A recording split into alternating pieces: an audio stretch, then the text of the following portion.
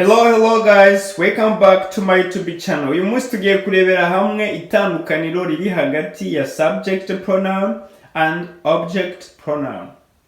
Aya ni amagambo akunzwe kwifashisha cyane mu kuganira cyangwa se mu kwandika mu gihe uri kubara nk'inkuru cyangwa se hari ibyo uri kuvuga ku muntu runaka, aho kugira ngo ukomeze uvuge izina rye ahubwo ukamusimbuza subject pronoun cyangwa se object pronoun. Birifashishwa cyane ku rugero ruri hejuru. Subject pronoun ni iki? Subject pronoun is a person or things that perform action of the verb. Or subject pronoun is the pronoun does the action in the sentence. Ni wa muntu ukora igikorwa muri sentence. Ni ikintu cyangwa se umuntu ukora igikorwa muri sentence. Reka turebe urugero hano gatoya. Isaac talk first. Isaac ari gukora igikorwa cyo kuvuga vuba vuba. Mu mwanya wogira tuvuge ngo Isaac, ahubwo turamusimbuza subject pronoun. He talked first. He talked first. He ni subject yasimbuye nde? Isaac. Noun. Isaac ni noun yaje gusimburwa nande? Na subject pronoun ariyo he. Igikorwa ari gukora ni ukuvuga, niyo action, ni verb. Object pronoun. Object pronoun yo ni iki? Are those pronouns that receive the action in the sentence. Ni wa muntu ukorerwaho cya gikorwa cyangwa se wakira cya gikorwa. Urugero hano. Innocent call me today. Nuvuga ngo Innocent yampamagaye uyu munsi. Me ni njyewe wakoreweho cya gikorwa cyo guhamagarwa. It means me is an object pronoun. Is object pronoun. Urumva itandukaniro riri hano nuko subject pronoun ikora igikorwa, object pronoun ikareceiving cyangwa se ikakira igikorwa muri sentence. Reka turebere hamwe izo object pronoun and subject pronoun ni izihe, ni ryari wazikoresha, tuze gutanga na exercise kugira ngo bibashe kumvikana neza. Subject pronoun and object pronoun. I ni subject pronoun singular first person, ni I. Muri object pronoun ikaba me, first person. I ni njyewe, me ni njyewe. Hano ni muri subject pronoun, aha ikaba muri object pronoun. Second person in singular, you. Muri subject pronoun no muri object pronoun ikomeza kuba you. Third person in singular, subject pronoun he, she, it. Muri object pronoun ni him, her, it. It urabona ko idahinduka. Nuvuga ngo he ihinduka him muri subject object pronoun. She igahinduka her muri object pronoun. It ikomeza kuba it muri object pronoun third person singular. Mu bukeye.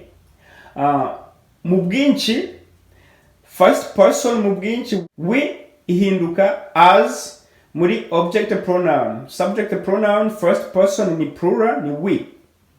Igahinduka as muri object pronoun. We, twebwe, as, twebwe. Second person in plural you muri subject pronoun ikomeza kuba you. Third person in plural they ihinduka them. Urugero hano, Jackson likes Maria. Jackson ni subject, like ikaba action cyangwa se verb, Maria ikaba object. We will visit my cousin. Will ni subject, visit ni action, cousin ikaba object. Arikorerwaho igikorwa cyo gusurwa. Isaac drives her to school every morning. Isaac ni subject, drive ni igikorwa cyangwa se verb, as ni object pronoun. Isaac adutwara ku shuri buri gitondo. Exercise. Choose the correct pronoun. Question number 1. What did say? 2. She first done am. 3. I saw you and there. 4. My brother and went there. 5. He gave it to me and 6. I saw. 7. Did anyone see? 8. Arrived on time. She kissed. I think I have seen before. Uragenda uhitamo pronoun iri correct haba kuri A, B cyangwa se C. Reka turebere hamwe ibisubizo. Question number 1. What did she say? 2. She's faster than I am. I saw you and her there. My brother and I went there. He gave it to me and her. I saw her. Did anyone see us? They arrived on time. She kissed him. I think I have seen her before.